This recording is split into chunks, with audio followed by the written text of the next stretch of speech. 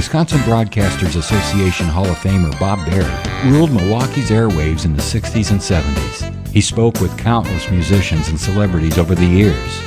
Bob collected remarkable recordings of these encounters, which he's now sharing with the public. Here's Bob. Today's podcast features an Emmy-nominated actress, a storyteller, and a legend in the world of film and television. You've seen her light up the screen in classics like Big Wednesday, Valley Girl, and The Other Side of the Mountain.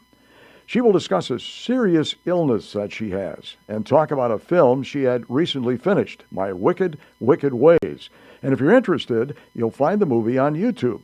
The incredible Lee Purcell will reveal a journey that's nothing short of inspiring. Well, I'll tell you, we could, I guess, make an episode for General Hospital here with Lee Purcell. She has successfully battled toxic shock syndrome, hepatitis, and collapsed lungs. She has also divorced her second husband, remarried, given birth to her first child. I'll tell you, Lee, how are you today? Great. Good. That's the important thing, that you're okay today. Oh, I'm very, very healthy, and my baby is very healthy, and my husband's very healthy. And it's a beautiful day here in Los Angeles. It's very hot and very sunny. And we're all doing very well. Has this all changed your life a lot? Yeah. It's changed my life totally. 360 degrees at least. And much for the better, I might say. What has happened now because of the health problems? What changes have you had to make? Well, when you come very close to dying, and I'm sure that other people who have also had that experience will tell you the same thing, you have a tendency to reevaluate your life and to have a good, tough look at your priorities and what you want to accomplish in life. And I did that, and my life is very different now, obviously, since I am now remarried and have a baby. My family comes first, and that's a whole new way of thinking for me. I was always extremely involved in my work, which I still am, just as much, just that now I have the ability to expand my priorities and my interests into having a family and a home life, which I never did before. Lee Purcell starred in The Gambler. She had a role in The Gambler and Stir Crazy and Eddie Macon's Run. And now she's starring as Olivia de Havilland in the television production My Wicked, Wicked Ways. And this got to be quite a challenge for you. It was a challenge. It was a particular challenge because I'm a very big fan of Olivia de Havilland, and I have watched her work all my life. And to be chosen to portray somebody that you are somewhat in awe of, and who is an Academy Award-winning actress, is quite a big challenge. How did you prepare to play the role? I did an enormous amount of research, weeks and weeks of research. I researched her voice, her mannerisms, her gestures, her breathing, how she moved her eyes. I watched many, many of her films till I practically went blind from the video, and read as much as I could possibly find about her life so I would be able to portray her more realistically. There are no bios written by her, but I found a lot of other things written about her by other people. I interviewed people who had known her and who do know her. I couldn't interview her because she lives in Paris now, but I did interview everybody else I could find. I went to a special dialect teacher that I use for dialects now and then. My specialty is dialects. And I was going to ask you about that, how you manage the dialect. Can you give us... Why don't you say a couple of lines to tell us about it in the dialect? Oh, no, I don't do that. Oh. I only do that if you pay me. I don't do it for free. The check's in the mail, Lee. No. Right, yeah, right. The dialects that I used, Olivia has a particular kind of a speech pattern that's very similar to a mid-Atlantic speech pattern. I don't want to get too technical on you because it'll be very boring for your audience. But it's a very interesting kind of a speech pattern. And when I lived in Europe, I lived in England for 2 years studying Shakespeare. I had learned a mid-Atlantic accent for my own use, and then dropped it when I came back here, so I had to relearn that.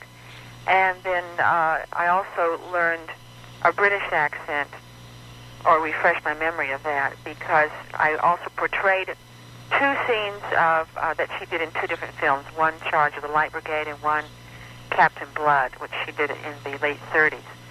So she used a British accent in both of those, and I used a British accent for those.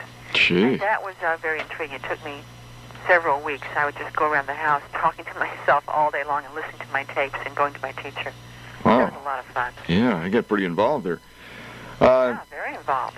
Listen, Lee, I want you to take care of yourself, and I know you're on a special diet now. Has that had a lot to do with your recovery, do you think? Well, actually, I was on a very health-conscious diet before I became ill, and my doctors told me one of the reasons I survived, besides my own willpower, was because my body was extremely healthy when I became ill. I know that sounds like there's a little bit of a contradiction there, but toxic shock doesn't come from being run down, as you probably know. But I was in very good shape, actually, before I got ill. And then after I became ill, I just became more conscious. I'm very careful about what I eat. I don't eat sugar. I don't drink alcohol. I don't drink caffeine. I don't eat meat. I do eat fowl and fish. I eat a lot of fresh vegetables. It's just a very sensible, sane diet. Do you take vitamins? I take an enormous amount of vitamins. My father, who's a doctor, says that he wishes he sold vitamins. He'd make a fortune off me. So I take about a fistful of vitamins every morning. Your dad being a doctor, he's not against vitamins? He's not real thrilled about them, but he's so happy to have me alive. I think he wouldn't care if I went out and ate yak fat. Yeah, I can understand. Happy. Sure. So, he is my dad. So, but he, of course, is very traditionally oriented. But he's very good about it.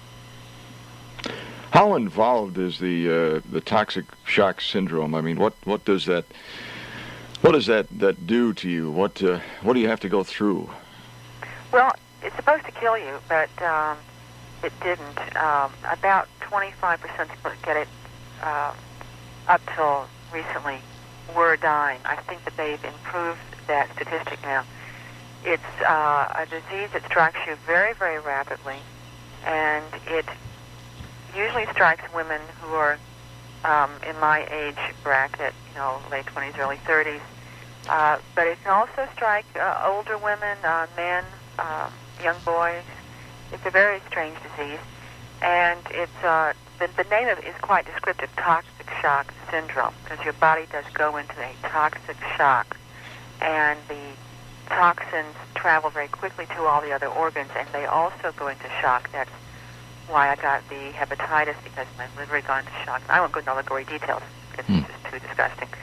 But the body does go into a definite toxic shock. Your temperature becomes very high. Mine was 105, and your blood pressure drops to practically nothing, and then you either live or you die.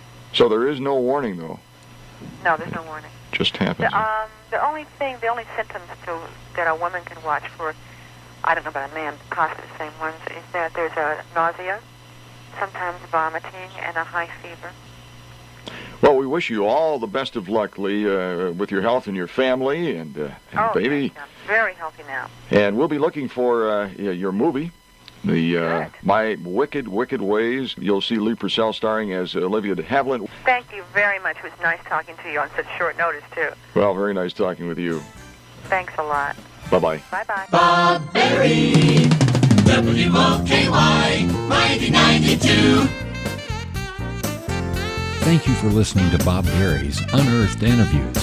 Be sure to subscribe and rate our podcast wherever you find your podcasts. You can find all our episodes at WisconsinBroadcastersMuseum.org. Check out Bob Berry's book, Rock and Roll Radio Milwaukee. Book sale proceeds support Donate Life Wisconsin. Special thanks to Wisconsin Historical Society and for financial support from WBA Hall of Famer Terry Barr.